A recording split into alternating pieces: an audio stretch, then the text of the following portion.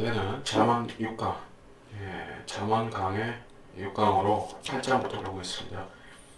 지혜가 부르짖지 아니하느냐, 명철이 그 음성을 높이지 아니하느냐. 그녀가 높은 곳 꼭대기에 길 네거리에 서서 성문들과 성읍입구와 문들로 들어오는 자리에서 부르짖느니라.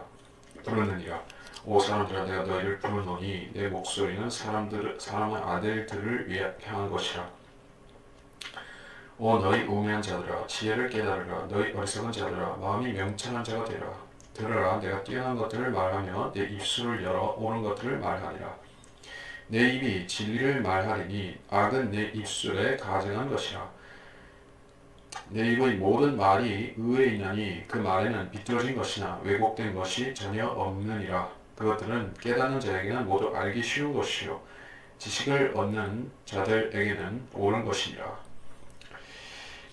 지혜, 명철, 그래서 그것을 그녀라고 이게 묘사를 인격화시켜서 묘사를 했습니다. 그래서 우리가 이것을 하나님의 말씀 자체라고, 성경에서 특별히 지혜의 책이 잠언이라고 얘기를 하지만 이것은 전체 육신과 성경까지도 확장된 개념이죠. 지혜를 인격화 시켜서 그녀 여인으로 묘사를 했습니다. 마찬가지로 그 말씀이 육신이 되어 우리 가운데 오셨는데 그분이 하나님이 육신으로 오신 분이었던 것과 같은 맥락이라는 것이요. 그래서 우리가 어떤 피저블하게 만져지고 보여지고 그런 실체가 아니라 문자로서, 활자로서 우리 앞에 놓여져 있는 이 성경이라는 책이 하나님 지혜의 말씀이지만, 이것은 우리가 이 말씀을 대하는 자세, 태도는 마치 이것이 육화되신 하나님이 우리 앞에 있는 것 같이 우리가 그런 자세로 하나님 말씀을 받을 때 우리가 거기서 필요한 것들을 얻을 수 있다는 얘기예요. 그래서 이 말씀은 어디서 선포가 되는가 하는 것을 얘기하고 있습니다. 높은 곳 꼭대기에, 라디오 송신탑 이런 데서 말씀이 전파로 쏘아지죠. 길 네거리에 서서 그 거리 설교자들이 길거리에 서서 소리를 높이죠. 성문들, 성읍 입구, 문들로 들어오는 자리, 물론 거리 설교자들이나 선지자들을 다 얘기하고 있습니다. 그래서 하나님의 말씀은 길거리에서 외치도록 적합하게 만들어졌습니다. 하나님 말씀은 근본적으로 교수의 연구실에서 작업하기 위한 용도가 아닙니다. 하나님의 말씀은 필드용이에요. 그렇게 말할 수 있죠. 또는 전투용, 실전.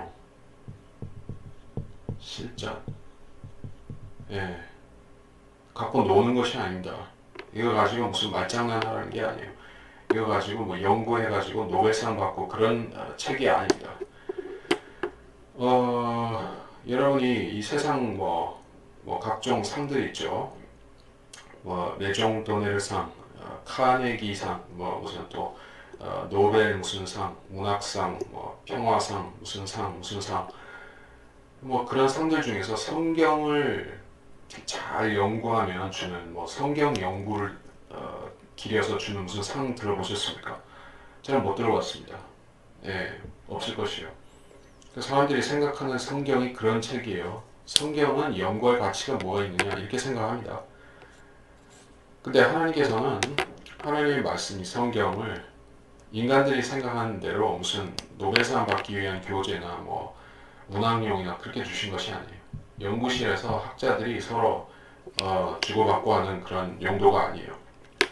이것은 길거리에서 전파되고 길거리에서 사람들이 양심을 찌르고 폐부를 찔러서 회개를 시키기 위해서 하나님께서 주신 것이죠. 전투적인 것입니다. 마귀와 싸우기 위한 것이기도 하고 마귀와 세상과 싸우는 용도. 이 말씀이 있는 곳마다 가족 간에, 형제 간에, 그 친지들 간에 불화가 생기죠. 주님께서 말씀하셨듯이 시어머니와 며느리와 아비가 아들과 뭐 이렇게 대적하게 되는 그런 것이 말씀의 속성이에요. 분열을 이야기시킵니다. 진리를 아는 사람, 진리를 믿는 사람과 진리를 대적하는 사람 간에는 서로 극복할 수 없는 간격이 있습니다. 그것이 성경을 통해서 확인이 됩니다. 그래서 이 말씀의 특징 우리가 깨달아야겠다. 4절에 사람들아 내가 너희를 부른다. 내 목소리는 사람의 아들들을 향한 것이라. 자, 하나님 말씀의 대상이 누구냐? 예, 성경의 기록 목적과 그 대상 누구한테 쓴 것이죠? 뭐 유대인한테만 읽으라고 준 것이에요? 아니죠. 유대인들이 1차적 대상이라 할지라도 그들이 성경을 썼다 할지라도 그게 유대인으로 끝나는 문제입니까? 그렇지 않죠. 전 인류에 대한 아담의 자손들 전 인류에 대한 메시지가 다 들어있습니다. 성경의 대상은 사람의 아들들 전체 인류에 대한 것이야. 셈과 함과 야펫과 그 모든 그 족속들을 향해서 주시는 메시지가 있지. 야곱의 자손들에게만 주는 메시지가 아니다는 얘기예요. 사람의 아들들을 향한 것이다. 자, 그래서 5절에 너희 우매한 자들아 지혜를 깨달으라. 너희 어리석은 자들아 마음이 명철한 자가 되라. 지혜를 깨달으라. 이게 지혜라는 게 공부를 많이 한다고 해서 지혜가 되는 것 같습니까? 또는 명철이라는 것이 뭐 백과사전이나 다른 위인전기나 역사서를 많이 읽으면은 고대 어떤 그 지혜들을 섭렵하면은 지혜롭게 되는 것이고 명철하게 됩니까? 그렇지 않죠.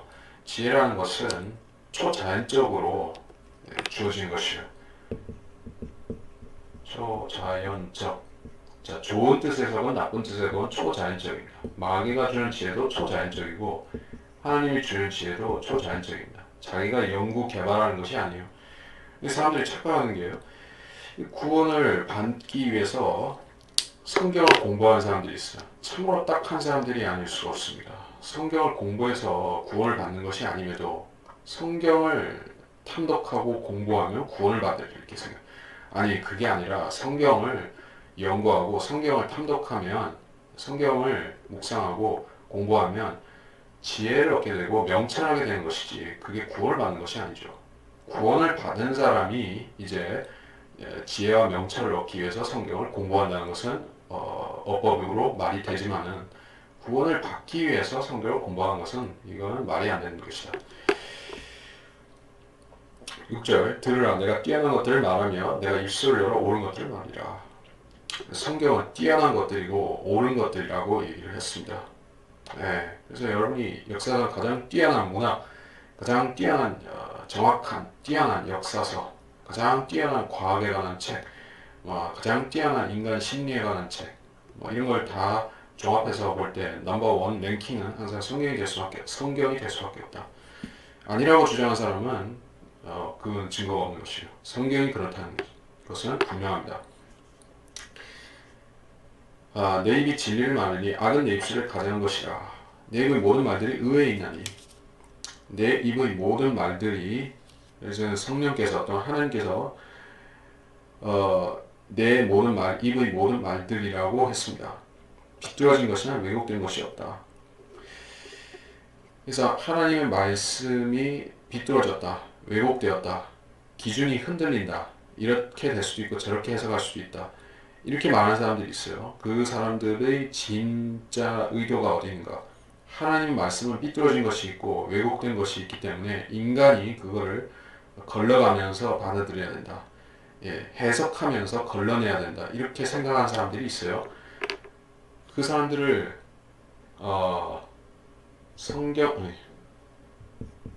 성경대로 믿는 사람들과 구분해서 교인이라고 하죠. 성경대로 믿는 사람, 바이블 빌리버, 교인, 교회만 다니는 사람, 성경을 관심 없어 하는 사람, 성경을 읽더라도 형식적으로만 읽는 사람, 그런 사람이 교인이죠. 교인은 성경이 틀려도 상관이 없다고 생각합니다. 성경이 틀려도 돼. 왜? 성격이 좀 틀려도 교회 생활하는데 뭐 별 문제 없으니까. 그렇다고 해도 내가 기독교인 되는데 뭐 별 문제인 것도 아니고, 성경이 틀리면 뭐 어떠냐 이렇게 생각하는 사람들이 교인입니다. 그러니까 성경대로 믿는 사람은 성경이 하란 대로 하고 믿으란 대로 믿는 사람이기 때문에 그 최종권이 기준이 되는 성경이 틀려버리면 믿음도 잘못 나갈 수가 있고 생활도 이상하게 될 수 있기 때문에 성경대로 믿는 것이 그 하나의 지상 과제인 사람하고 그거를 전혀 발톱이 때만큼도 여기지 않은 교인하고 근본적으로 다르죠. 그래서 하나님 말씀을 왜곡되었다, 틀렸다고 주장하는 사람들은 우리가 교인이라고 부르지만 우리는 교인이 아니라 그리스도인이고 성경대로 믿는 사람들로서 믿어야 된다. 9절 그것들은 깨닫는 자에게는 알기 쉽고 지식을 얻는 자들에게는 옳은 것이니라. 깨닫는 자에게는 알기 쉽다 알겠어요. 성경이 쉽다라고 깨닫기 쉽다, 알기 쉽다라고 말한다면 사람들은 성경이 어떻게 그렇게 쉬울 수가 있냐? 성경은 참으로 어려운 책이 아니야. 자, 요한계시록을 보라. 얼마나 어렵고 난해하고 복잡하고 분석해도 알 수 없고 그렇게 얘기를 할지 모른다. 근데 그런 뜻이 아니에요. 깨닫는 자에게는 알기 쉽다라고 했어요. 뭘 깨달아야 되느냐? 성경을 기록하신 저자인 성령님, 또 성부 하나님, 예수 그리스도의 의도를 우리가 제대로 안 채로 성경을 읽느냐, 모른 채로 장님 코끼리 다리 만지듯이 하면서 읽느냐, 거기에 차이가 있다는 것이죠. 자, 성경의 핵심이 뭔지를 알고 읽으면 그 핵심을 중심으로 해서 올바른 해석을 할 수가 있죠. 성경의 핵심이 뭡니까?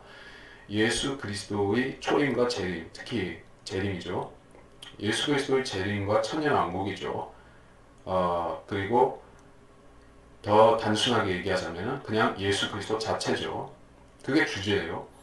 성경의 주제는 율법이 아닙니다. 성경의 주제는 어떻게 하면 사람들이 사이좋게 살 수 있는가, 그런 이치를 가르쳐 주는 것이 아닙니다. 성경은 인간에게 도덕적인 삶을 요구하는 그런 윤리 교과서가 아닙니다. 그것들은 2차적, 3차적 목적이나 그 이하는 될 수 있을지언정 성경의 핵심이 아니에요. 성경의 핵심, 주제, 그것은 예수 그리스도의 자체인 것이에요. 그리고 그분의 초림과 재림. 이걸 알면 우리가 알기 쉽다고 고백하는 이 말이 우리 고백이 될 수가 있다. 10절 나의 훈계를 받아들이고 은을 받지 말며 순금보다 그 지식을 받아들이라. 지혜가 루비보다 나으니 원하는 모든 것들이 그것에 비교될 수 없느니라. 나 지혜는 신중함과 함께 거하며 창의적 지식을 찾아내느니라. 주를 두려워하는 것은 악을 미워하는 것이라. 나는 교만과 오만 악한 행실 완고한 입을 미워하느니라. 조언은 내 것이요 건전한 지혜도 내 것이라. 나는 명철이며 내게는 능력이 있나니 나를 통하여 왕들이 치리하며 통치자들이 정의를 세우고 나를 통하여 통치자들과 귀족들 곧 세상의 모든 재판관들이 다스리느니라. 나의 10절 나의 훈계를 받아들이고 은을 받지 말고 순금보다 지식을 받아들이라.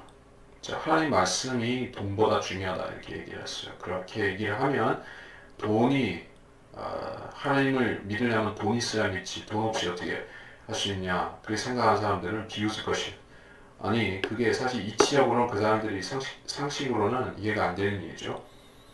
하나님께서 자기한테 이 지구상에서 제일 큰 교회를 지으라는 사명을 줬다고 믿는 사람이 하는 그런 교회에서 이런 구절을 읽으면은 사람들이 비웃을 것이에요. 속으로. 겉으로는 비웃을 수가 없으니까 속으로 웃을 것이에요. 하지만 하나님께서는 돈을 섬기는 것은 우상이라고 하셨고 우상 숭배라고 하셨고 그리고 돈을 가지고 하나님 말씀을 사거나 깨달을 수는 없는 것이다 이렇게 얘기를 했어요. 여러분이 성경대로 믿는 그리스도인의 입장으로서 성경을 단 5분, 10분 정독하고 묵상하고 또는 개인적으로든 다른 데서 배워서든 공부를 하면서 터득하는 그러한 영적인 지식들이 있죠. 여러분이 개인적으로 그 깨우침 받는 영적으로 깨우침 받고 교리적으로 깨우침 받는 그런 개인적인 것들 있죠. 자 그런 것들 여러분이 성령 안에서 얻을 수 있는 그런 지식들과 지혜들을 어디서 부자들이 백만장자, 억만장자들이 줄 수 없고 얻을 수 없다는 얘기예요. 여러분은 그런 지식을 빌 게이츠의 재산과도 바꿀 수가 없습니다. 왜냐면 그 사람들은 그걸 얻을 길이 없고, 여러분은 성경을 펼치고 읽기만 해도 그냥 쏟아져 나온 지식인데, 그 사람들은 억만금을 줘도 자기들 재산을 다 털어 바쳐도 그런 지식을 꿈도 꿀 수가 없는 사람들이 있어요. 그러니까 얼마나 가치가 비교가 되니까. 11절 지혜가 루비보다 나으니 원하는 모든 자들이 비할 것은 그것을 비교할 수 없다. 루비보다 낫다. 여자들은 보석을 좋아하죠. 귀금속 좋아하죠. 뭐 물론 여자들만 좋아하는 것은 아닙니다만은. 그래서 평생을 그거를 수집하고 얻기 위해서 발버둥 치는 사람들이 이런 것을 본다면은 이 성경에서 무슨 금이 쏟아져 나오냐, 다이아몬드가 쏟아져 나오냐, 성경에 무슨 뭐가 금태라도 둘렀나, 이렇게 비웃을지 모른다. 여러분이 읽는 이 성경은 단순히 활자들이 읽지 모르지만은 이것 안에는 어마어마한 약속들이 있고, 이 안에는 어마어마한 핵폭탄, 수소폭탄 같은 것들이 있는 것이요. 세상을 재창조하는 능력이 있고, 심판하는 그런 공의가 있고, 이 어마어마한 부귀와 영화, 천년왕국이 있고, 웅장하고 화려한 새 예루살렘이 있고, 이게 성경 말고 어디서 우리가 볼 수가 있죠? 뭐 다른 종교 서적에 있나요? 아니면은 어떤 경전이나 어떤 뭐 라마스이나 이런 사람들이 이런 거 알고 있나요? 아무도 모릅니다. 성경에만 있기 때문에 이게 루비보다 낫고 어떤 기금속보다도 비할 수 없이 귀한 것이에요. 그렇게 여러분이 이해할 수 있다면은 여러분은 축복받은 사람이고, 모른다면은 여러분은 불행한 사람이에요. 12절 나 지혜는 신중함과 함께 거하며 창의적 지식을 찾아내느니라. 신중함입니다. 성도의 신중함이 왜 중요할까요? 우리가 믿음의 표상, 믿음의 조상이라고 일컫는 아브라함이 신중한 사람이었었습니다. 그래서 그는 돌다리도 두드려보면서 건너는 그런 성격의 사람이었습니다. 많은 믿음의 사람들은 이 신중함 때문에 그들이 축복을 받았습니다. 우리 그리스도인들도 입술도 신중하게, 행동도 신중하게, 이 시대에 도처에서 그리스도인들을 올무로 또 함정으로 엮어서 빠뜨리는 많은 죄악들이 있죠. 우리가 그것들을 순간순간에 육신적인 판단으로 판단하게 되면은 이게 우리가 실족할 수 있는 것들이 너무나 많습니다. 그래서 자기가 잘 모르겠다. 나 판별이 판단이 아직 안 서는 것들이 있다. 내가 영적인 어떤 판단을 내릴 수가 없을 것 같다. 잘 모르겠다는 것들은 좀 신중하게 유보할 줄도 알아야 되는 것이요. 모든 것을 다 판단할 수 있다고 자만하고 그렇게 막 종횡무진을 하면 안 됩니다.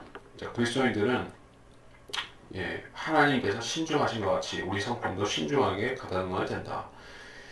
그것이 지혜다. 하나님의 지혜이고 창의적 지식이라 얘기했어요. 신중함으로 그치는 것이 아닙니다. 우리한테는 숨겨진 무기가 있어요. 창의적 지식이다.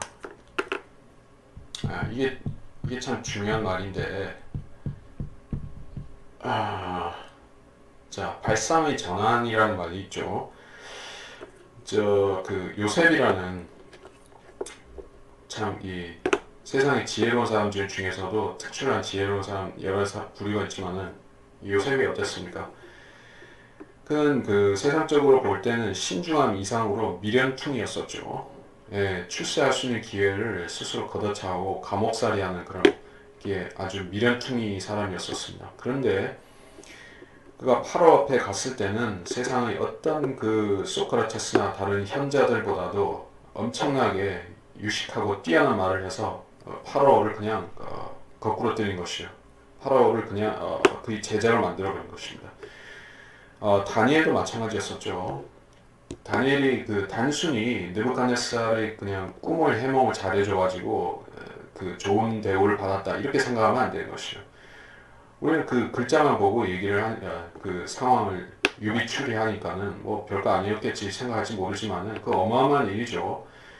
바빌론이라는 나라가 얼마나 거대한 나라이고 거기에 학문이나 뭐 점정술이나 기타 학문들이 얼마나 과학도 포함해서 얼마나 발달한 나라예요. 거기에 수천 명, 수만 명의 그런 그 학자들, 오늘날로 말하자면 신학 박사들, 교수들, 이런 사람들이 즐비한데 그들은 아무도 느부갓네살의 꿈을 알아낼 수 없고 해석해 주지도 못하고, 이게 초자연적인 지혜라는 것이에요. 그래서 그것 자체가 창의적 지식이다 이렇게 얘기했습니다. 누가 가르쳐 주거나 이렇게 해석학을 가르쳐 줘 가지고 너는 이런 꿈은 이렇게 해석해야 되고 저런 꿈은 저렇게 해석해야 되고 그런 교보제가 있어가지고 그런 교재가 있어가지고 저기 다니엘이 그 교재를 근거로 해서 꿈풀이를 한 것입니까? 아니죠. 하나님께서 그 순간에 그 느부갓네살 앞에 서 있던 그 자리에서 그냥 지식들을 막 넣어주신 것이요. 그 자리에서 창의적인 누구한테서 배우지도 않은 독자적인 지식들이 막 나온 것이요. 자, 하나님의 그 주시는 지식은 이런 형태로 사람들에게 주시는 것입니다.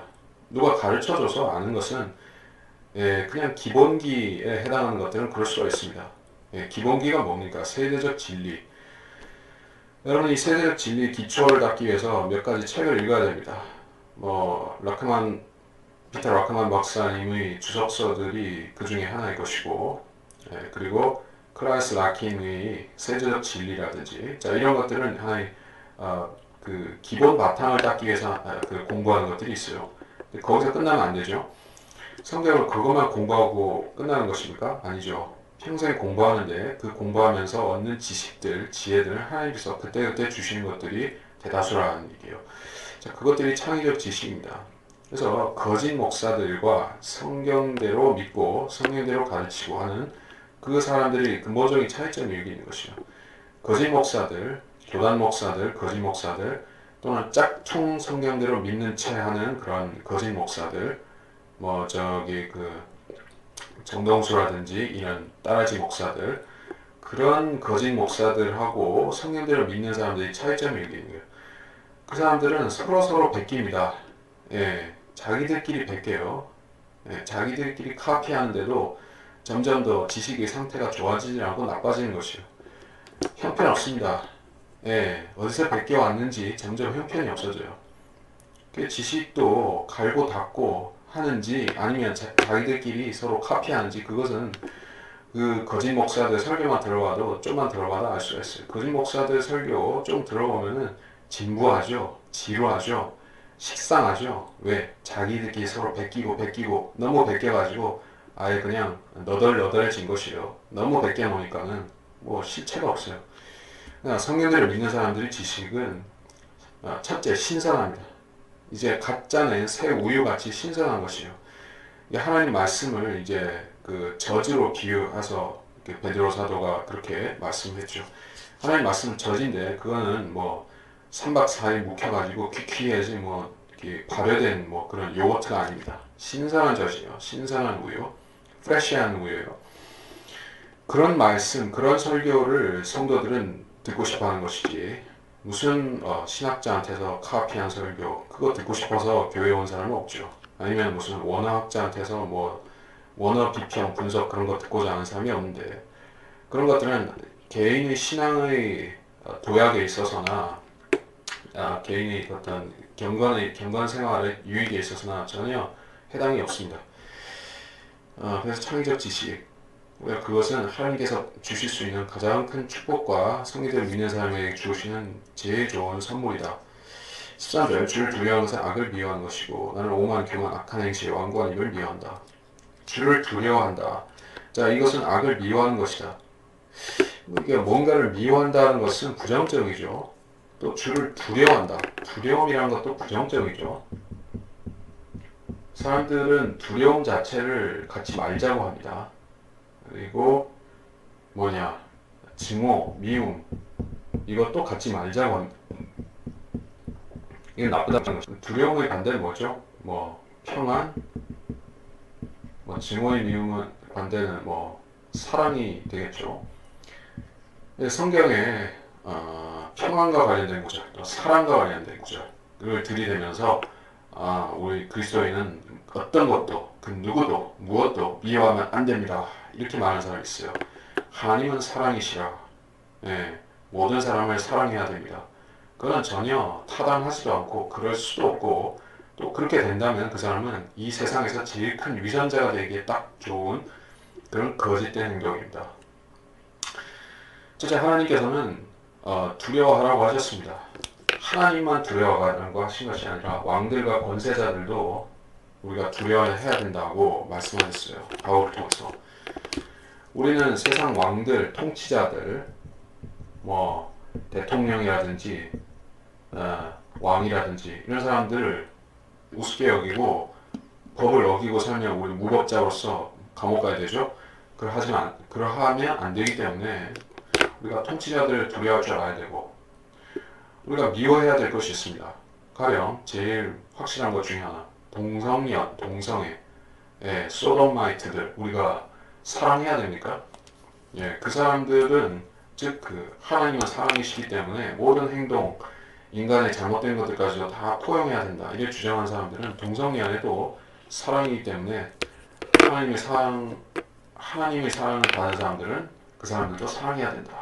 이렇게 이걸 만능으로 사용하는 것이요. 하나님의 사랑을 오해하는 사람들이 있는 것입니다. 하나님의 사랑은 그리스도 안에서 유효한 것이요. 십자가 안에서 작동하는 사랑입니다. 어떤 사람이 진노 아래 있는 주인이었다가 이제 회개하고 예수 그리스도를 영접하면 그때부터 십자가 안에서 하나님의 사랑을 받는 것이요. 십자가를 제외하고 십자가 밖에서 하나님의 사랑을 찾겠다?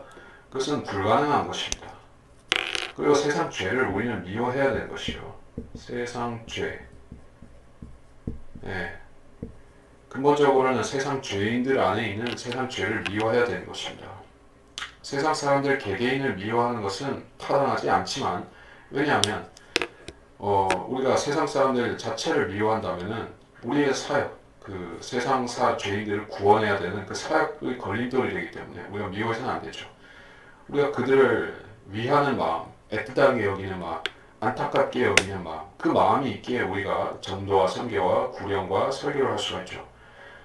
그게 없으면은 세상 죄인들 자체를 미워하면은 우리가 지옥에 가라고 저주하고 내버려둬야 됩니까? 그렇지 않다는 얘기예요. 그렇기 때문에 우리가 미워해야 되는 것은 세상 죄라는 것은 명확합니다. 세상 죄를 사랑하게 되면, 세상 자체를 사랑하게 되면 우리는 하나님을 미워하게 되는 것이요. 그래서 악을 미워하는 것이라. 나는 교만, 오만, 악한 행실, 완고한 입을 미워하느니라. 완고한 입. 그래서 하나님의 말씀을 대적하는 입이 완고한 입이죠. 네, 하나님 말씀이 이렇다고 하는데 자기 해석이 저렇다라고 주장한 사람은 완고한 입을 가진 사람입니다. 이단 종파에 속한 사람들은 주로 그렇습니다. 성경을 믿지 않는 사람들은 다 완고한 입을 가졌습니다. 네, 그래서 하나님께서는 네가 내 입으로 주 예수를 시인하고 또 하나님께서 그를 죽은 자로부터 살리신 것을 내 마음에 믿으며 구원을 받으리라. 로마서에서 이 복음의 핵심을 말씀하시면서 내 입으로 이렇게 시인할 것을 부득이 요구하신 것입니다. 사람의 입술로 자기 운명을 결정짓기 때문에 그런 것이에요. 완고한 입술은 완고한 그 마음을 대변하는 것이고, 그 완고한 마음은 그를 지옥으로 이끄는 것입니다. 그러나 반면에 복음에 순종하는 열린 마음과 열린 입술은 그 사람을 회개로 인도하고 구원으로 인도하는 것이요.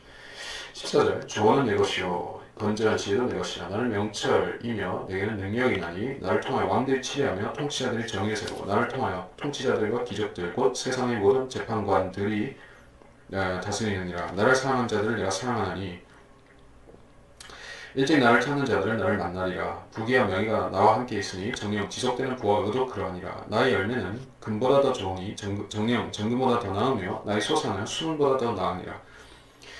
나는 의의 길과 공의 길 한가운데로 인도하나니 이는 나를 사랑하는 자들로 재산을 상속받게 하여 내가 그들의 창고를 가득 채워주려는 것이라. 자, 조언, 건전한 지혜, 명철, 능력, 이게 성령께서 하시는 일을 다 영적인 그 성령의 사역들을 이렇게 표현을 하고 있어요. 나를 통하여 왕들이 치랴 통치자들이 정에 세우고 요셉과 다니엘과 다른 선지자들 그들은 왕을 고좌하는 위치에 있기도 했었죠. 총리이기도 했었고 자 어떤 나라가 정상적으로 굴러가기 위해서 또 번영과 화평과 안전으로 나아가기 위해서는 어떤 민족이 그 밝은 미래가 담보되기 위해서는 하나님의 사람들 즉 그리스도인들과 하나님의 지혜를 받은 그러한 사역자들이 왕들에게 조언을 해줄 수 있는 위치에 있어야 된다. 네, 그들 자체가 왕은 아니라 할지라도 왕들에게 바른 조언을 해줘야 되죠. 성경대로 믿는 조언을 해줘야 되는 것입니다. 아직 거짓 선지자들이 세상 군주들을 움직이게 되면 그 나라가 굴러가는 것이요. 예. 그래서 나를 통하여 왕들이 치리하고 통치자들이 정의를 세우다. 이 나는 물론 성경 자체로 치환시킬 수도 있는 말이죠. 성령이 될 수도 있고 성경이 될 수도 있죠. 그래서 성경을 통해서 왕들이 치리하고 통치자들이 정의를 세운다. 킹제임스 성경이 그런 성경이었고 지금도 우리가 그 성경을 한글로 받아서 한글 킹제임스 성경이 우리의 통치자들이 이 성경을 근거로 해야지 이 나라가 올바로 다스려질 수가 있는 그런 성경이기도 한 것입니다. 17절 나를 사랑하는 자를 내가 사랑하니 자 하나님의 사랑은 무조건적이고 아가페적인 사랑이다. 이렇게 주장하는 사람도 있어요. 물론 그것은 일면의 사실입니다. 하나님께서 우리를 먼저 사랑하셨다. 이게 성경의 기본적인 교리이기 때문에 우리가 먼저 하나님을 사랑한 것이 아니라 하나님께서 우리를 먼저 사랑하셨기 때문에 우리 구원을 받을 수가 있었죠. 근데 여기서는 나를 사랑하는 자들 이미 하나님과 그 사람 사이에 인격적으로 교류가 있는 그런 성도들을 얘기하는 거예요. 성도들이 그냥 구원받을 때 한번 하나님 사랑합니다 하고 끝나는 것이 아니죠.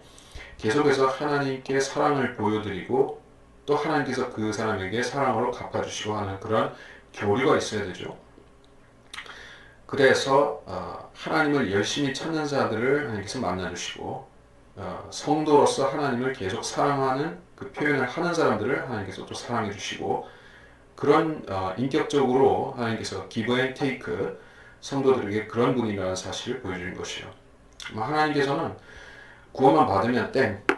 그 사람이 하나님의 말씀도 관심 없고 하나님의 일도 관심 없고 교회도 관심 없고 그렇게 살라고 한 적이 없습니다. 구원만 받으면 땡. 그렇게 가르치는 사람들이 있다면 그 사람들은 구원을 받지 못하는 사람들이에요. 하나님께서 분명히 나를 사랑한 자들을 내가 사랑하나니라고 사랑은 이게 give and take라는 사실 하나님께서도 그렇게 취급한다는 사실을 말씀하셨습니다. 18절 부귀와 명예가 나와 함께 있으니 지속되는 부와 의 부귀 명예 근데 이게 실제로 우리 세상에서 주는 부귀 명예 그 자체를 추구하라 이렇게 요구하는 것이 아니에요. 근데 여기서는 지속되는 부와 의도 그러하니라 라고 부의 지속성을 여기 언급하고 있기 때문에 그렇습니다. 세상 부자들 부귀는 오래 지속되지 못하는 게 보통입니다. 물론 일부 예외가 있긴 하지만 그래서 19절에서는 나의 열매는 금보다 더 좋으니 정금보다 낫고 나의 소산은 수문보다 더 나으니라. 나의 열매 그 성령께서 성도들로부터 맺고자 하시는 열매가 있어요. 그리고 그 열매 중에는 뭐 구령의 열매도 있을 것이고 경건의 열매도 있을 것이고 성령의 열매가 있어요. 이것은 전부 다 영적인 열매죠. 이게 구원받은 그 구령 자체도 영적인 열매입니다. 사람을 두고 카운팅 해가지고 교회에 데리고 오는 그 열매 말하는 것이 아니라 이 사람이 이제 하늘나라 가게 만들었다는 그 열매 말하는 것이요. 그게 얼마나 좋은가? 금보다 더 좋다는 얘기였어요. 그리고 정금보다 낫고 나의 소사는 수문보다 더 나으리라. 네.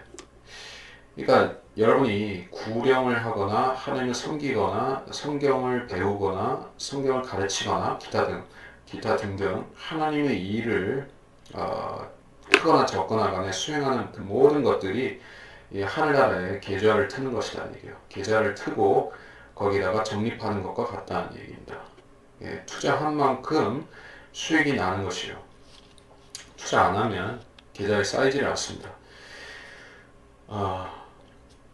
20절 나는 의길과 공의길 한가운데 있나니 나를 사랑하는 자들로 재산을 상속받게 하고 창고를 채워주려는 것이다. 있어요. 재산을 상속받게 한다. 이게 항상 사람들이 표면적인 것만 보고 하나님께서 그 수봉에서 가르치는 대로 삼박자 축복을 약속하셨다 이렇게 생각하면 오산이라는 얘기예요. 하나님께서 그 어떤 하나님께 대해서 섬김의 자세도 없이 경건이나 성별이나 세상으로부터의 성별이나 바른 하나님의 말씀을 가지고 올바른 교리를 가르치는 것도 아닌 그런 잡탕을 가르치는 사람들에게 이런 걸 약속하셨느냐 이게요. 아니죠. 잡탕 교리를 가르치고 삼박자 축복이나 가르치는 사람들은 이런 약속을 받을 수가 없습니다. 그 사람들이 재산을 혹시 증식하게 된다면 그건 자기들이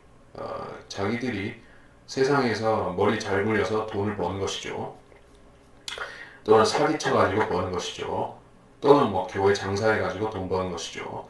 그게 하나님 주신 부귀가 아닙니다. 하나님께서 주시는 것은 하늘 창고에 쌓이는 재산이고 거기에 창고에 쌓이는 재산은 결국에 10고울 5고울 되고 우리의 그 면류관이 되고 우리의 통치를 담보하게 되는 것입니다. 통치권.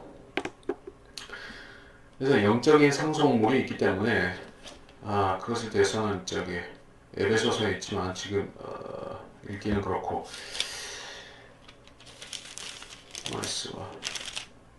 이제 이 8장에서 제일 중요한 부분에 왔습니다. 중요한 단락에 왔습니다. 22절 주께서 태초에 일하실 때 옛적에 그 일을 시작하기 전에 나를 소유하셨느니라. 영원부터 태초부터 땅 있기 전부터 내가 세움을 받았느니라. 깊은 곳들이 없었을 때 내가 났으니 물이 솟는 샘들이 없었을 때라.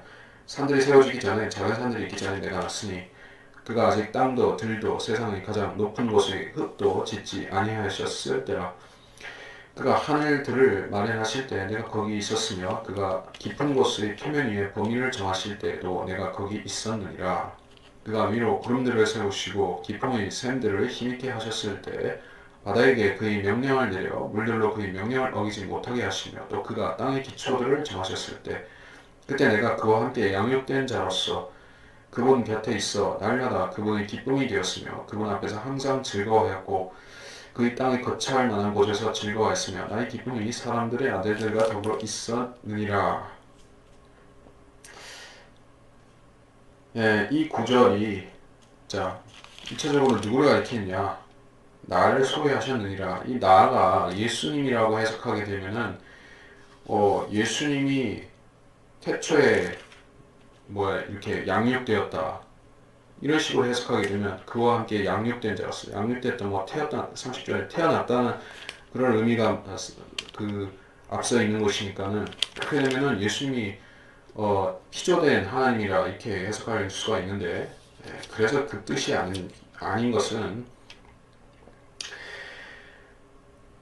예수 그리스도가 출생한 아들이가 육신으로 나시기 전에 영원전에 출생하신 그런 하나님이신가 아니면은 영원전부터 그냥 동일하신 하나님인가 이걸 우리가 알아야 되는데 이것은 1차적으로 잠언 8장의 이 말씀은 어떻게 해석을 하든지 간에 이것은 1차적으로는 비유의 말씀입니다. 비유적 요소가 있죠.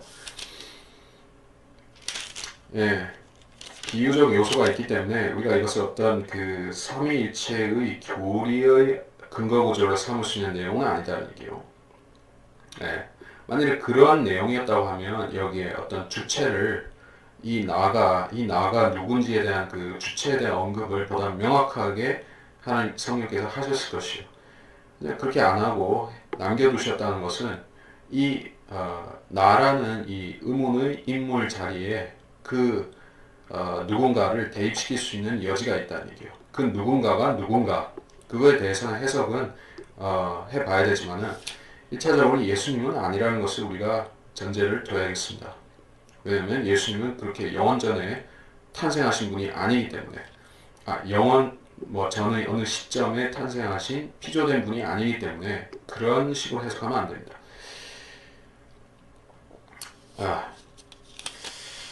영원부터 태초부터 땅이기 전부터 내가 세움을 받았느니라. 이 자가 누구이든 간에 그 연조가 엄청나게 오래된 존재라는 것은 분명하다. 23절이 그렇고 24절 깊은 곳들, 물이 솟는 샘들 이야기를 한 걸 봐도 그렇습니다. 이런 것들이 없었다면 창세기 1장 1절의 이전 상황이라고 봐도 무난하겠죠. 26절에도 땅도 들도 세상의 가장 높은 곳의 흙도 에베레스트 산 꼭대기에도 흙이 있죠. 땅에는 전부 다 흙이 있죠. 땅 자체가 아직 없었다는 얘기요. 27절 그가 하늘들을 마련하실 때 거기 있었으며 창세기 1장 3절에 하늘들이 생겨나기 시작한 그 과정에 거기에 이 존재가 있었다. 이 somebody가 그때 거기에 있었다는 얘기예요. 깊은 곳의 표면 위의 범위를 정하실 때 깊은 곳이 어디 있어요? 깊은 곳, 우주적인 깊음은 위에 있죠. 거기에 주님께서 자를 대고 치수를 정하셨다는 얘기예요.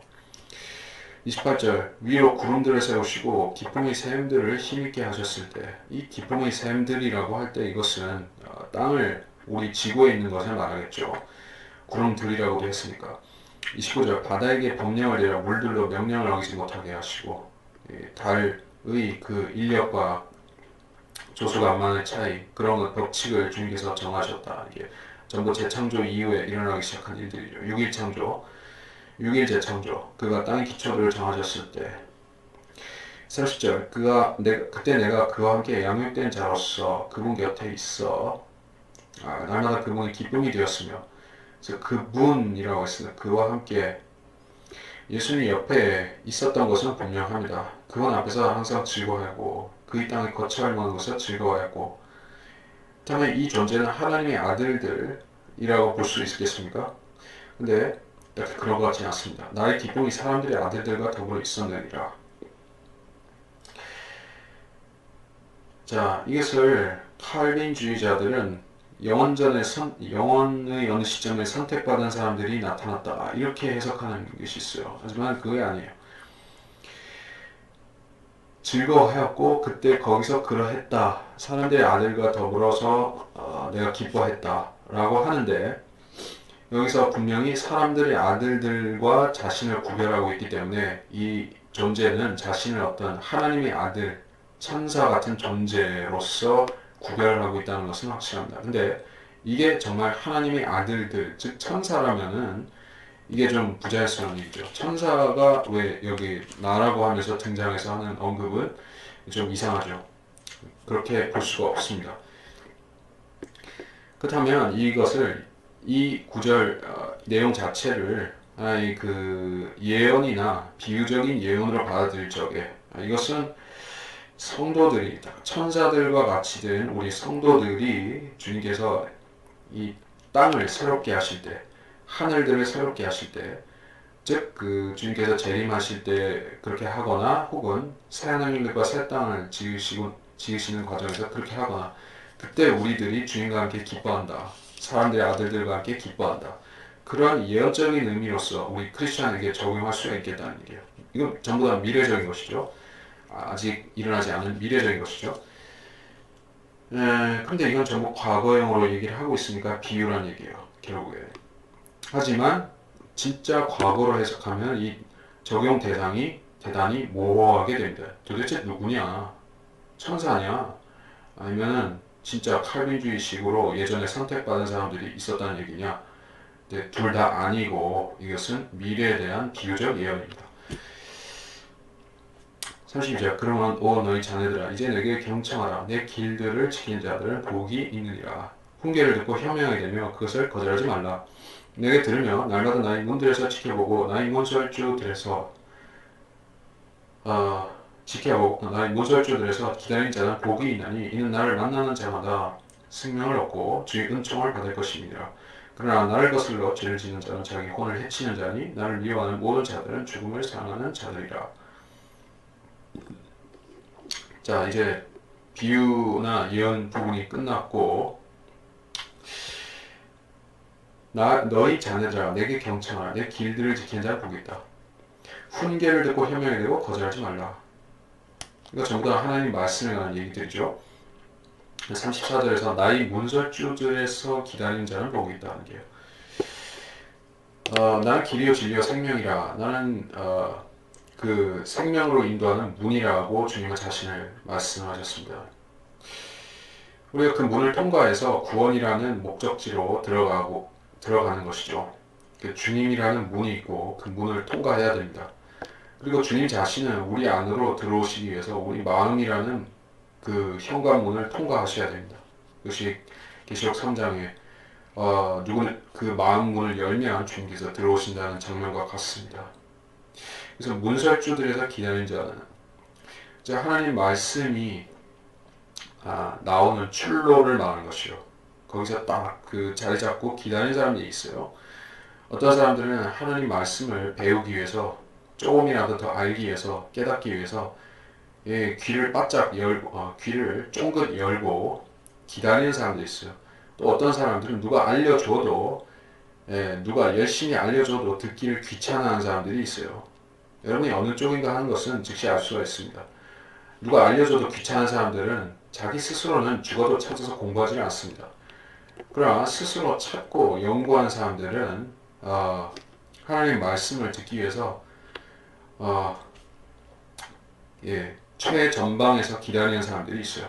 그런 뜻입니다. 35절 나를 만나는 자마다 생명을 얻고 주의 은총을 받을 것입니다. 여기서 나를 만나는 자이에요. 여기서 나는 분명히 그리스도에 대한 언급입니다. 즉 32절로부터 여기서 나라고 했을 때 이 나는 이제 앞에서 나왔던 그 나하고 이 31절 앞에 나왔던 그 나하고 틀리다는 얘기죠. 여기서는 그리스도를 말하는 것이요. 나를 만나는 자마다 생명을 얻고 그리스도의 능력이기 때문에 예수님을 만나는 자마다 생명을 주는 것은 그 예수님만의 능력입니다. 천사나 다른 존재가 그런 능력이 없어요. 그래서 생명을 얻고 주님이 자신에 대해서 말씀한 것이죠. 나를 거슬러 죄를 짓는 자는 자기 혼을 해치는 자다. 나를 거슬러 죄를 짓는 그 죄라는 것은 전부 다 하나님을 거스르는 거슬러서 짓는 것이 죄이고 그 죄를 짓는 사람들은 하나님을 미워하는 사람들입니다. 또 하나님을 미워하는 사람들은 죽음을 사랑하는 사람들이에요. 육신적인 죽음만이 아니라 영적인 죽음, 사망, 영적인 사망, 하나님과의 분리, 영원한 지옥, 그걸 사랑하는 사람들이 죄를 사랑하고 죄를 짓고 하나님을 미워하는 자들이라는 얘기예요. 여기서 9장으로 넘어가겠습니다. 지혜가 그녀의 집을 짓고 그녀의 7 기둥들을 다듬으며 그녀의 짐승들을 잡고 포도주를 섞어 상을 차려놓고 그녀의 여종을 보내어 그 성읍의 가장 높은 곳에서 부르짖기를 우매한 자는 누구나 이리로 돌이키지니라 하며 명철을 원하는 자에게 말하기를 어서 내 빵을 먹고 내가 섞은 포도주를 마시라. 어리석음을 내어버리고 살라. 그리고 명철의 길을 가라. 조롱하는 자를 책망하는 자는 오히려 수치를 당하며 악인을 꾸짖는 자는 오히려 오명을 입느니라. 조롱하는 자를 책망하지 마라. 혹 그가 너를 미워할까 하며 현명한 자를 꾸짖으라. 그리하면 그가 너를 사랑하리라. 현명한 자를 훈계하라. 그리하면 그가 더욱 현명해질 것이요 의로운 사람을 가르치라. 그리하면 그의 학식이 더 늘어나리라. 지혜가 이것도 비유로 시작했죠. 지혜가 그녀의 집이 있어요. 그런 얘기는 처음 들어보죠. 그녀의 7 기둥들을, 이것도 비유적인 말씀이죠. 이 지혜라는 게 성령과 관계가 된다는 것, 성령 자체를 비유했다는 것을 우리가 알 수가 있습니다. 그리고 여기서 말하는 짐승을 잡고 포도주를 섞어 상을 차렸다는 것도 그렇습니다. 우리가 하나님의 나라에 들어가는 것이 무미건조하게 무미건조하게 종교행위를 하는 것을 말하는 게 아니에요. 자, 하나님을 믿는다는 것, 하나님 말씀을 믿었다는 것, 그것은 하나님 잔치와 같습니다. 영적으로 하나님 잔치와 같은 삶을 사는 것이에요. 그래서 상다리가 부러지게 이렇게 진미를 차려놓고 여기서 포도주를 섞어놨다 하는데 이것은 건전한 새 포도주를 말하는 것이죠. 다시 말해 포도 주스를 말하는 것이죠. 우리가 먹고 마시고 기뻐하며 즐길 수가 있는 것이요. 그리고 기뻐할 수 있는 그 잔치의 음식과 그 재료들은 하나님 말씀이죠. 젖이고 꿀이고 또 빵이고 고기 같은 그런 스테이크 같은 그런 말씀들이 우리한테는 잔치거리죠. 그렇게 여기 그 하나님 말씀을 가지고 영적인 잔치를 하는 것을 1차적으로 얘기를 하고 있어요. 물론 여기서 더 2차적으로는 이제 하늘나라 그 혼인잔치도 비유적으로 말씀한 것일 수가 있습니다만은 1차적으로는 영적이죠. 자, 그래서 지혜가 여종을 보내어 성읍의 높은 곳에서 부르시기를 우매한 자는 돌이키고 명철한 자에게는 말하기를 와서 빵을 먹고 내 포도주를 마셔라. 이 하나님께서 그 믿는 자들을 잔치에 초청하신다. 자, 이거는 그 구약에도 해당되고 신약에도 해당되는 것이요. 구원을 받았다는 것은 우리가 어떤 잔치 자리로 가도록 이게 VIP 티켓을 받는 것과 같습니다. 그 티켓이 유효한 그 티켓이 발효되는 날짜와 시간과 장소가 있습니다. 그리고 그 잔치, 그 파티에 가기 위해서 우리가 갖춰야 되는 준비가 하나 있어요. 예복을 입어야 되죠. 세마포 예복을 입어야 되죠. 성도들의 의라 하는 그 예복이 준비가 되어야 되는 것이에요. 예복이 없는 사람은 친구여 너는 어찌 예복을 입지 않고 왔는가 하고 쫓겨나는 신세가 되기도 하니까. 자, 그래서 구원을 받았다는 것은 하나의 파티에 가도록 이제 준비한 사람과 같습니다. 우리는 혼인잔치에 들어가도록 준비한 사람이에요. 이제 그런 느낌을 가지고 그런 컨셉으로 이 말씀을 보면 이해가 쉬운 것입니다. 어리석음을 내어버리고 살라. 그리고 명철의 길을 가라. 구원을 받는 것은 어리석음을 버리는 것과 같습니다. 하나님의 어리석음을 취하고 세상의 명철을 버리는 것과 같습니다. 자, 하나님의 지혜, 세상의 지혜, 급수가 다르죠. 세상의 지혜는 70 내지 80생을 사는 동안에 조금 사람한테 유익을 줄 수 있을 정도. 그러니까 하나님의 지혜는 최소 수억만 년 갈 수 있는, 잘 살 수 있는 지혜가 하나님의 지혜죠. 근데 대부분의 세상 사람들은 이 세상에서 일시적으로 출세하고 잘 되는 것을 근거학적으로 여기기 때문에 하나님의 지혜, 어리석음을 버리고 살라, 이 말씀에 귀 기울이지 않는 것입니다. 고린도전서 1장 21절 하나님의 지혜에 있어서는 세상이 그 지혜를 하나님을 알지 못하였기에 하나님께서 복음 전파의 어리석음으로 믿는 자들을 구원하시기를 기뻐하셨느니라. 복음 전파의 어리석음이라 이렇게 하셨지만은 실제로 이게 무식하거나 어리석은 것하고 상관이 없죠. 세상 사람들이 볼 때 어리석은 거죠. 그러나 하나님께서는 이게 참 지혜고 이것을 얻는 사람이 생명을 얻는 사람이다. 하나님의 어리석음, 즉 복음에 순종하는 것을 취한 사람이 이제 구원을 받고 영생을 누리는 사람이죠. 그래서 7절, 8절 조롱한 자, 책망한 자는 수치당하고, 그렇죠.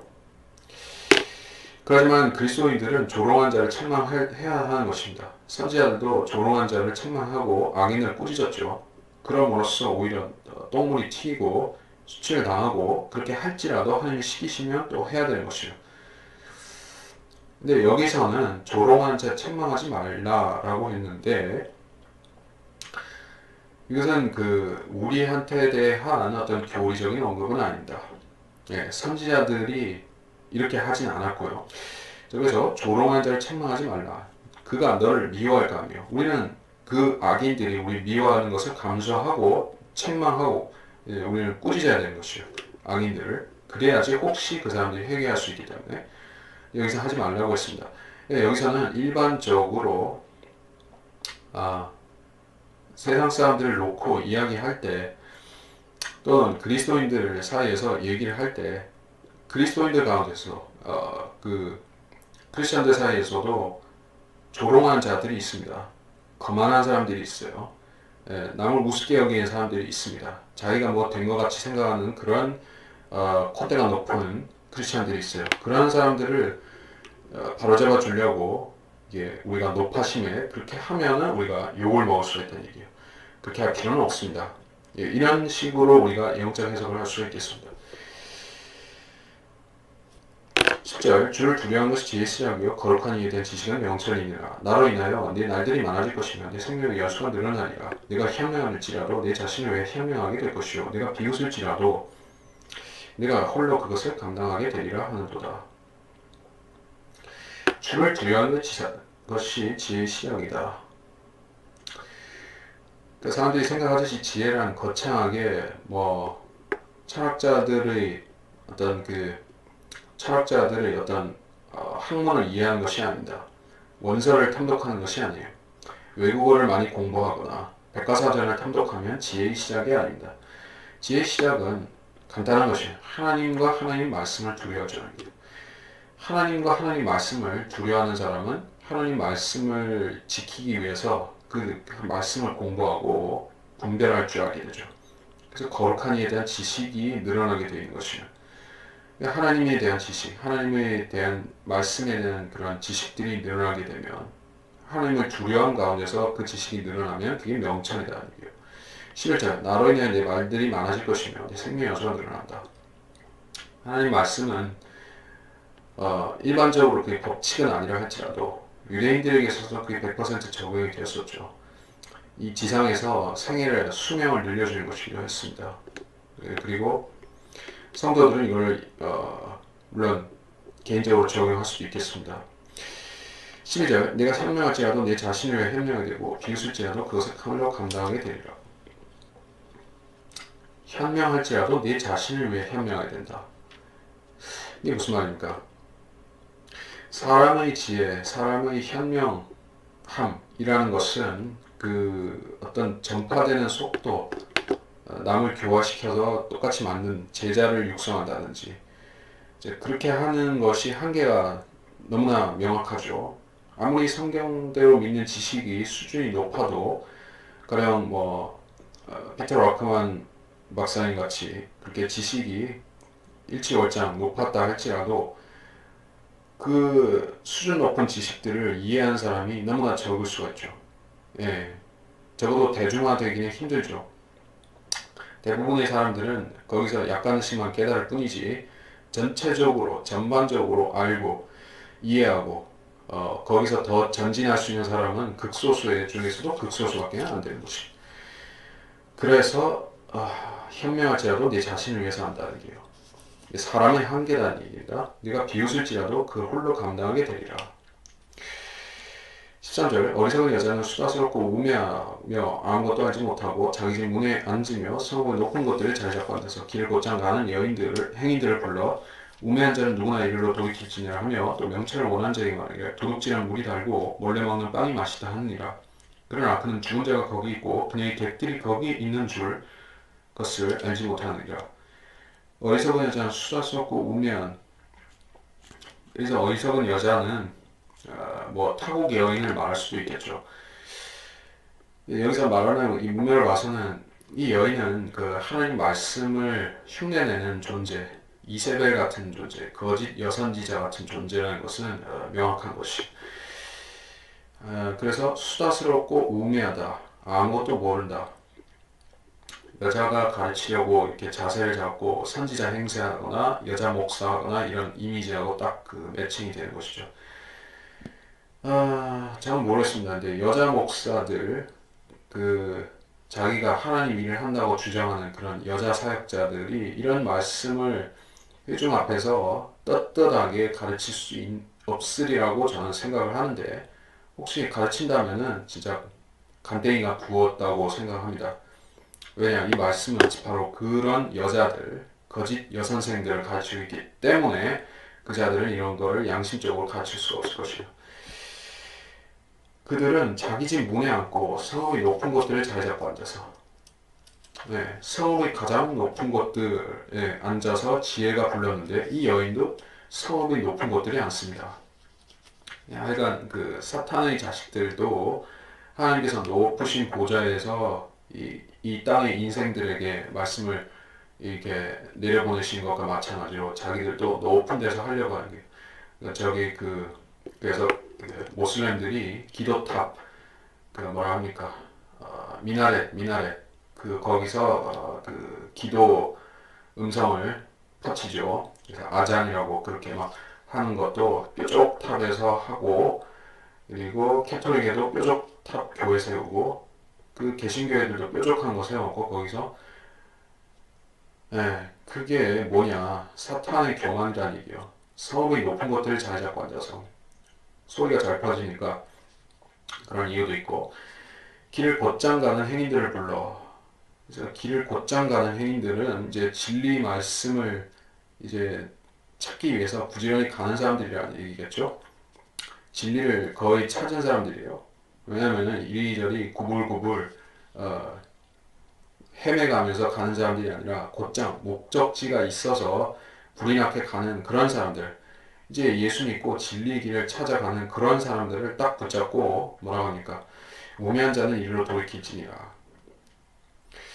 아까도 여기서도 우매한 자는 이리로 돌이킬지니라. 흉내를 낸다 했죠. 하나님의 말씀을 흉내를 낸 것입니다. 개혁 개정이나 개혁 성경이나 NIV나 또는 그 기타 거짓 교리들을 가르치는 거짓 교사들, 거짓 목사들, 거짓 여자 목사들 이런 자들이 바른 한글 킹제임스 성경 하나님 말씀을 비스무리하게 흉내내고 그 가르침을 일부 몇 퍼센트 카피해서 그 자기들 좋은 대로 짧게 해서 사용하는 것, 그런 가짜 목사들이 하는 것과 유사합니다. 그들은 비슷하게 합니다. 하지만 내용이 틀려요. 좀 자세히 보면 도둑질한 물이 달고 몰래 먹는 빵이 맛있다. 이게 뭡니까? 도둑질한 물이 달고 몰래 먹는 빵이 맛있다. 인지상정이란 얘기예요. 인지상정. 이게 절대적으로 99%의 대중에게 환호성을 받을 수 있는 말입니다. 그 코미디언 목사들이 있죠. 저 서세원이라든지 뭐 장경동이라든지 그런 뭐 코미디하고 만담하고 개그하고 그래서 사람들한테 웃음과 콧물과 눈물과 박수와 이런 거 받는 이런 스테이지형 목사들이 있죠. 그 사람들은 이제 사람들한테 재미도 주고 존경도 받고 그렇게 꼭 먹고 알 먹고 하는 그런 교계의 지도자들이 있습니다. 그 사람들은 그 하나님 말씀만 전파해야 되는 그 교회 강단에서 세상 만담들을 누르는 것이요. 세상 저질적인 속담, 농담, 비속한 말들, 말장난, 자기 뭐 무슨 개똥 철학을 섞어 놓은 비유 같은 것들 이런 것들을 막 아니면은 자기 순전한 자기 무슨 자기가 잘났다 하는 그런 자랑들 뭐 그런 것들을 짧게 해가지고 하는 사람들이 있어요. 그런 말 중에 하나라고 보면 됩니다. 소크라테스가 소크라테스의 잠언이나 이소부화의 잠언이나 그런 자들의 잠언이나 별반 그 거룩함에 있어서는 똑같습니다. 그거는 마귀 정도의 거룩함밖에는 되지가 않습니다. 이 말이 틀린 것이 아니죠. 도둑질한 물이 답니다. 몰래 먹는 빵이 맛있습니다. 그래서 어쩌라는 것이요? 이게 무슨 뜻으로 이 사람이 이 여인이 무슨 뜻으로 하는 말이죠? 뭐로 가나 어디로 가나 좌로 가나 우로 가나 뭐로 가나 서울만 가면 되지 않느냐? 이거를 좀 더 다른 버전을 얘기하자면은 뭐 어쨌든 예수 믿고 천국 가면 되는 거지 그 중간에 재미 좀 보고 가면 되지 않느냐 이런 것이에요. 님도 보고 뽕도 따고 하면 되지 꼭 예수 믿었다고 하나님 말씀 맨날 말씀만 가지고 살아야 되느냐 재미없게시 님도 보고 뽕도 따고 삼박자 축복도 받고 뭐 성령 방언도 하고 뭐 마귀도 쫓아내고 그렇게 하면서 해야지 재미가 있지 그런 뜻이에요. 그러니까 사람들은 이제 구성지고 재미있고 이제 그야말로 삼박자 축복이니까 이런 장사꾼 따라지 장사꾼들 님도 보고 재미도 보자고 하는 그런 가짜 성경들을 믿는 척하는 목사들을 쫓아가서 그 파멸의 길에서 망하는 것이요. 망할 수밖에 없다. 18절 그는 죽은 자가 거기 있고 그녀의 객들이 지옥의 깊은 곳에 있는 것을 모른다. 그러니까 이 교회 이런 자들이 모여있는 교회는 이 지옥의 맨홀 뚜껑이 있다는 것이요. 뚜껑 딱 열리면 지옥이 기다리고 있다는 것입니다. 이제 그런 교회를 찾아가면 그렇습니다. 상대적인 상대적인 가치관을 그런 데서는 근거 없적으로 가르쳐요. 상황윤리라고 하죠. 그러니까 예수를 믿고 구원받는 것은 중요하지만 사람이 그렇게만 살 수 있느냐? 세상에서 세상이 요구하는 것도 수용하고 하나님 말씀이 요구하는 것도 수용하고 사이좋게 살아야 된다. 그렇게 가르치는 것이에요. 그래서 WCC도 좋고 하나님 말씀도 존중하고 그렇게 살라고 애쓰면 된다. 그래서 교회 통합도 찬성하고 하나님 말씀이 무시당하는 것도 이게 모른 체 한다는 얘기예요. 근데 그 사람들이 도둑질하고 그들이 몰래 먹는 것은 이게 생명의 빵도 아니고 생명수의 물도 아니라는 것이에요. 그것은 그 캐토릭이 로마 캐토릭에서 나온 썩은 가짜 생명수이고 그 태양신을 섬기는 가짜 빵이라는 얘기예요. 그들이 결국 거기 그 거짓 포도주잔과 그 거짓 빵에 동참하는 순간 그들은 그 미사를 드리는 그자들과 함께 캐토릭과 함께 지옥에 가는 것이요. 이게 상당히 예언적인 말씀이라고 우리가 여기서 받아들일 수가 있겠습니다. 해서 지금 뭐 8장, 9장을 마쳤습니다. 여기서 끝내도록 하겠습니다.